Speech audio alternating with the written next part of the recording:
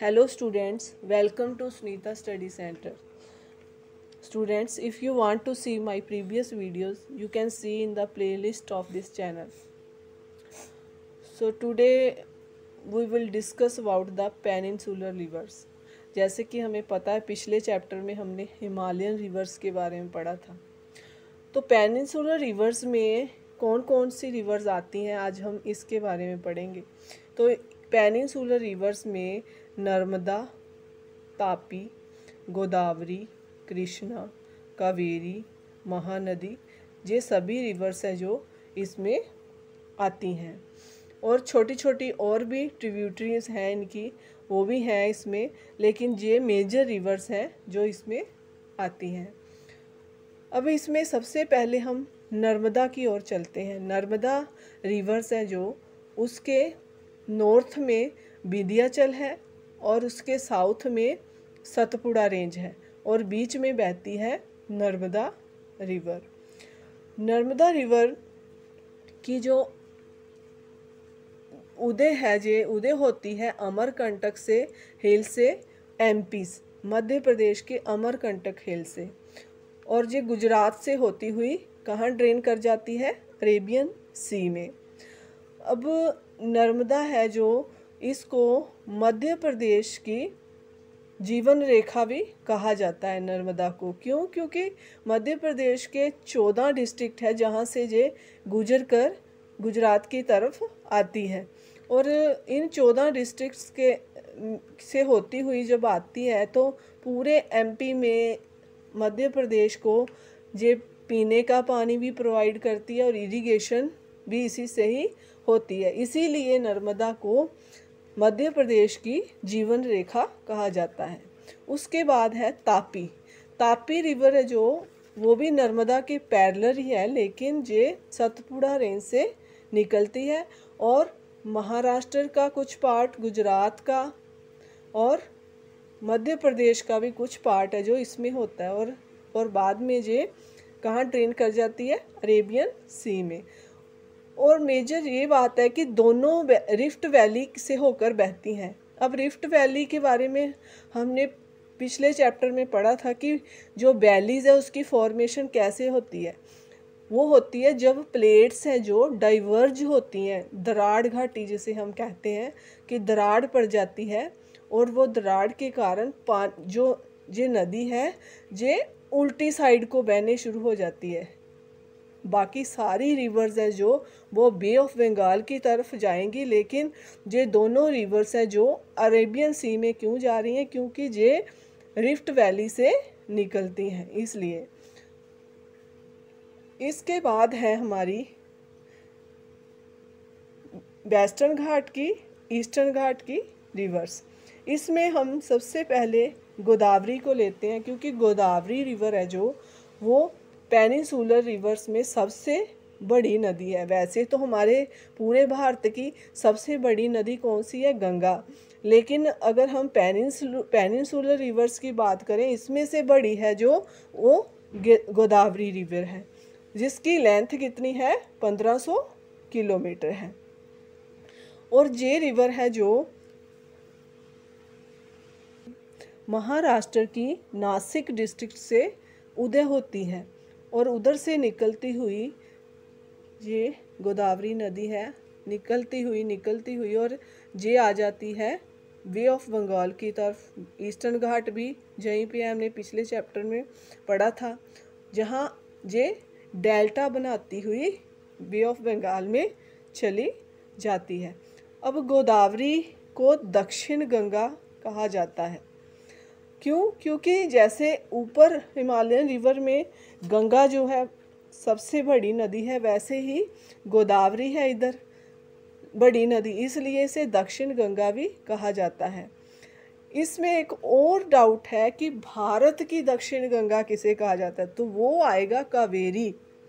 अगर पूछे कोई दक्षिण गंगा कौन सी नदी दक्षिण गंगा के नाम से जानी जाती है, तो वो गोदावरी है।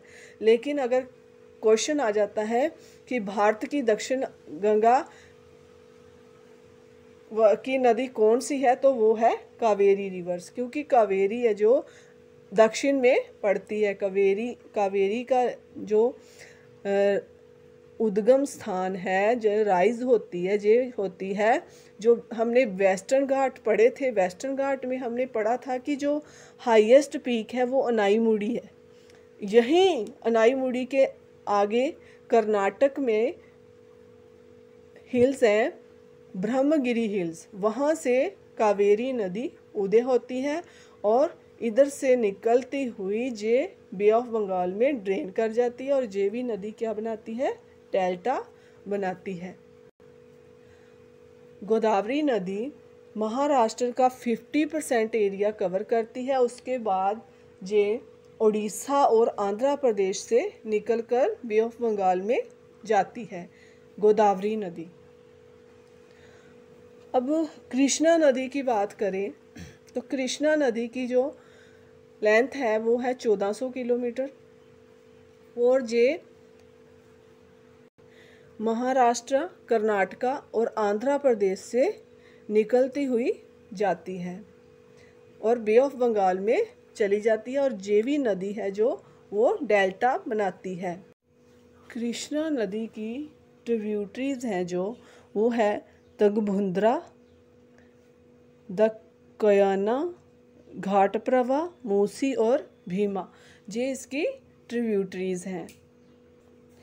इसमें और एक है महानदी।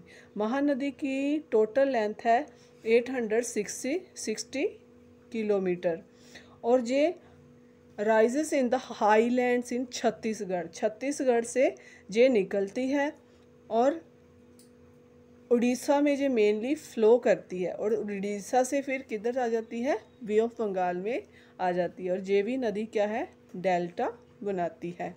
इसमें एक मेन जो क्वेश्चन है वो यही है कि कौन सी नदियाँ डेल्टा बनाती हैं, कौन सी एस्चुरी बनाती हैं।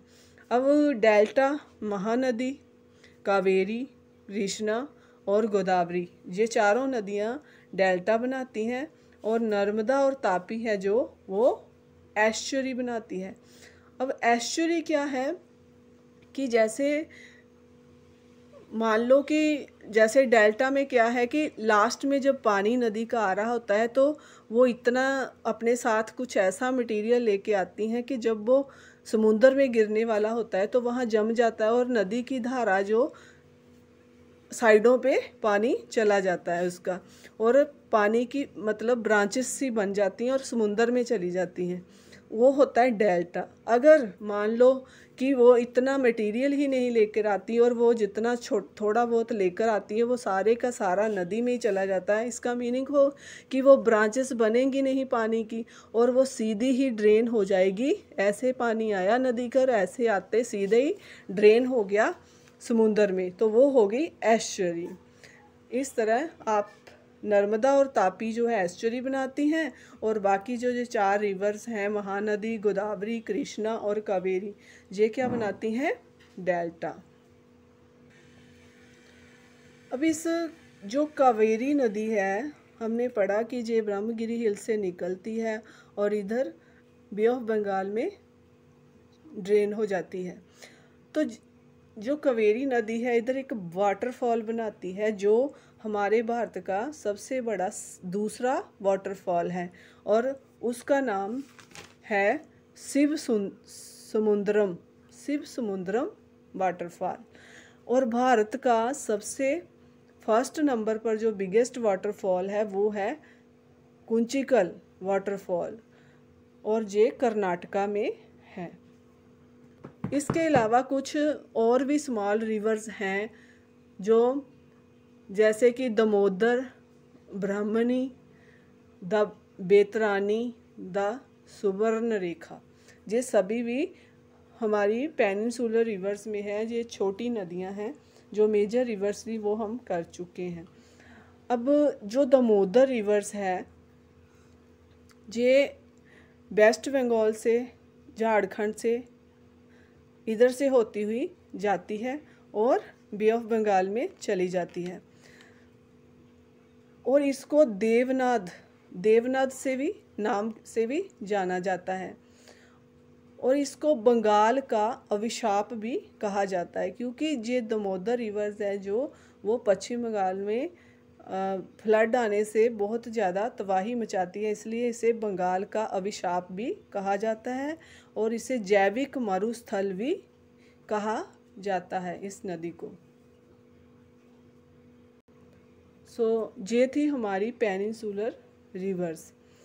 आपने मुझे कमेंट बॉक्स में एक आंसर देना है कि जमुना नदी का पुराना नाम क्या था।